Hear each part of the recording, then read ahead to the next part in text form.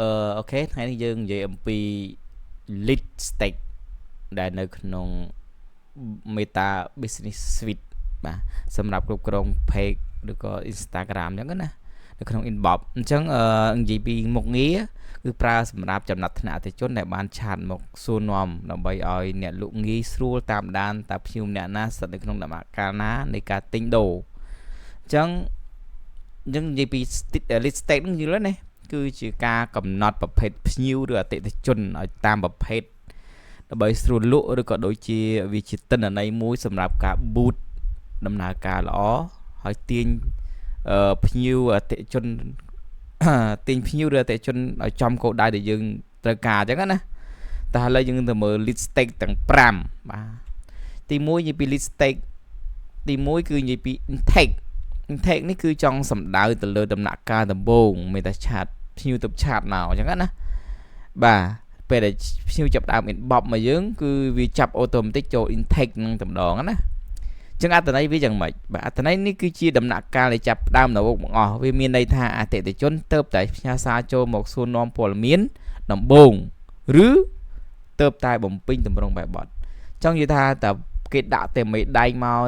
តើសេទៅ high មកវានឹងចូល intake automatic ចឹង intake នេះសំដៅលើជាអតិថិជនដំបូងដែលបានឆាត់មកយើងអូខេចឹងរបៀបប្រើប្រាស់យ៉ាងម៉េចបាទគេថាប្រើប្រាស់នៅពេលដែលអ្នកទៅតែសួរព័ត៌មានតំណាក់តំណងរបស់ភ្ញៀវហើយមិនទាន់បានជជែកឬក៏វាតម្លៃស៊ីចំណេញឡើយបាទកន្លែងនេះមានន័យថាអញ្ចឹងគេភ្ញៀវណាគាត់ឆាត់មកសួរតម្លៃយើងប៉ុណ្ណេះតែយើងចូលមើលក៏ដោយមិនចូលមើលក៏ដោយគឺយើងអត់តបានជជែកពិភាក្សារឿងអំពី product របស់យើងទេអញ្ចឹងវានៅក្នុង intake automatic ហើយយើងក៏ត្រូវដាក់ក្នុង intake ដែរពេលយើងមិនទាន់បានពិភាក្សាណាអូខេអញ្ចឹងអាហ្នឹងកន្លែងហ្នឹងងាយទេ intake ហ្នឹងឥឡូវយើងចូលអំពី Qualify អញ្ចឹង Qualify នេះគឺជាចំណុចមួយដែលល្អសម្រាប់អ្នក boot យកទិន្នន័យហ្នឹងទៅ boot បាទគឺជាភ្ញៀវដែលមានសក្តានុពលខ្ពស់មានថាជាភ្ញៀវត្រូវការដែលយើងត្រូវការណាឧបមាថាគាត់ឧបមាថាយើងលក់ផលិតផលខោអាវអញ្ចឹងគាត់ជាអ្នកចូលចិត្តទិញផលិតផលខោអាវនៅលើអនឡាញហ្នឹងជា Qualify ឥឡូវមើលអត្ថន័យវាអត្ថន័យគឺ Qualify នេះគឺមានន័យថាបន្ទាប់ពីបានជជែកសួរនាំមួយចំនួនរួចមកអ្នកឃើញថាភ្ញៀវអ្នកនេះពិតជាមានតម្រូវការពិតប្រាកដមានកញ្ចប់ថវិកាសមរម្យនិងមានឱកាសខ្ពស់ក្នុងការទិញផលិតផលឬក៏សេវាកម្មរបស់យើងបាទអញ្ចឹងយើងដឹងហើយថាពេលគេឆានមកយើងសួរនាំគេណាគេសួរទាំងតម្លៃគេដឹងតម្លៃហើយគេដឹងអំពី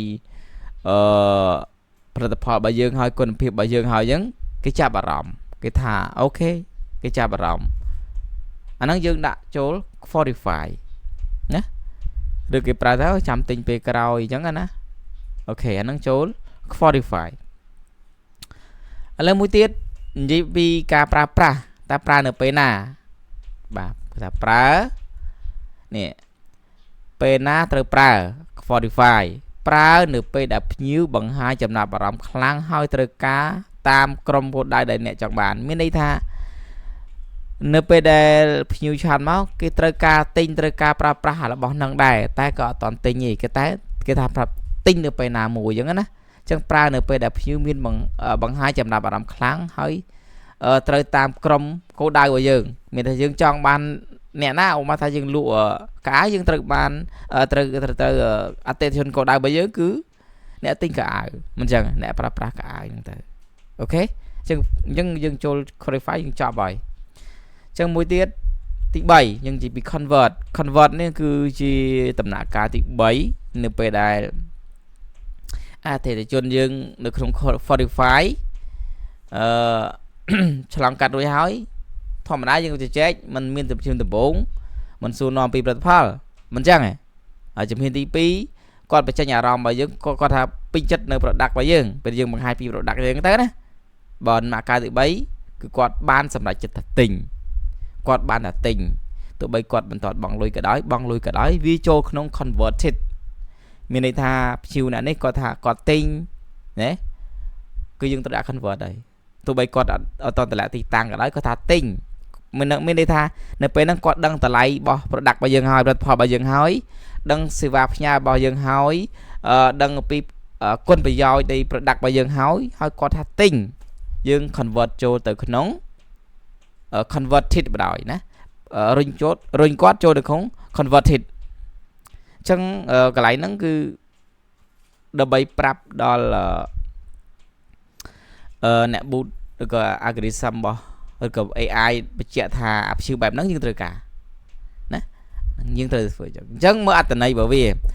អត្ថន័យនេះជាដំណាក់កាលដែលជោគជ័យបំផុតវាមានន័យថាភ្ញៀវបានយល់ព្រមទិញទំនិញឬកក់សេវាកម្មឬក៏វេលុយទូទាត់រួចឬក៏បដូរពីសន្តិភាពពីអ្នកសួរមកជាអ្នកទិញណាបាទអញ្ចឹងមានថាកន្លែងហ្នឹងគឺជាភ្ញៀវដែលទិញគាត់ថាទិញទោះបីគាត់មិនទាន់បង់លុយមិនទាន់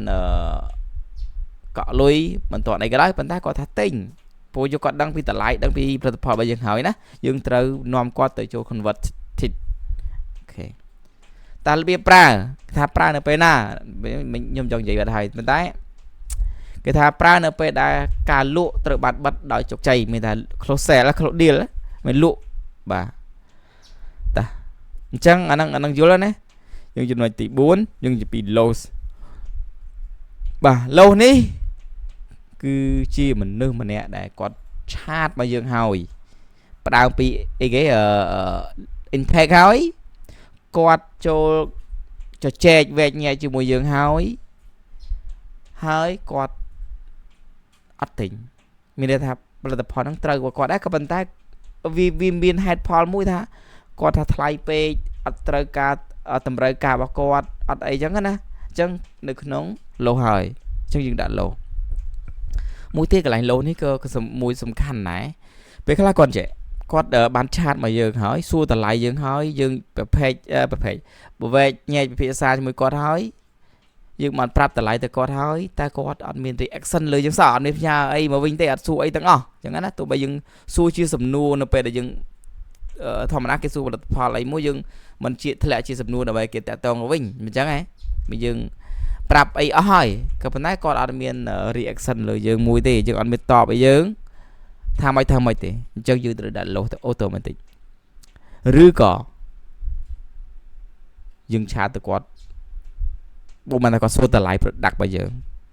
បានឆាតប្រាប់តម្លៃប្រាប់អីអញ្ចឹងសួរគាត់ចេះហើយ10 20ទៅ30ម៉ោងឬក៏3 4ម៉ោង5ម៉ោងយើងអត់ឃើញគាត់តាក់ទងវិញសោះដាក់ loss ដែរអញ្ចឹងហ៎តើណត់បាទអូខេឥឡូវយើងចូលចំណុចមួយទៀតរបៀបប្រើនៅពេលដែលភ្ញៀវបដិសេធមិនទិញដូចចិត្តទៅទិញពីកន្លែងផ្សេងឬក៏ឈប់ឆ្លើយទាំងស្រុងតែម្ដងអាហ្នឹងណាខ្ញុំដូចជាខ្ញុំនិយាយមិញហើយអញ្ចឹងគេប្រើនៅពេលដែលភ្ញៀវបដិសេធមិនទិញដូរចិត្តទៅទិញពីទៅកន្លែងផ្សេងណាឬក៏ឈប់ឆ្លើយតបទាំងស្រុងតែម្ដងអាហ្នឹងគឺចូលក្នុង loss បាទមួយទៀតយើងនិយាយពី not qualify បាទ not qualify នេះគឺជាក្រុមអតិថិជនដែលមិនមែនជាគោលដៅរបស់យើងបាទមានន័យថាភ្ញៀវម្នាក់នេះគឺមិនមែនជាអ្នកដែលអាចទិញផលិតផលរបស់យើងបានហើយហេតុអីយើងលក់ផលិតផល A តែគាត់បើសួរពីផលិតផល B អញ្ចឹងក៏ហ្នឹងបានថាចូល not qualify ហ្នឹងហើយណាបាទមកតែយើងលក់ខោ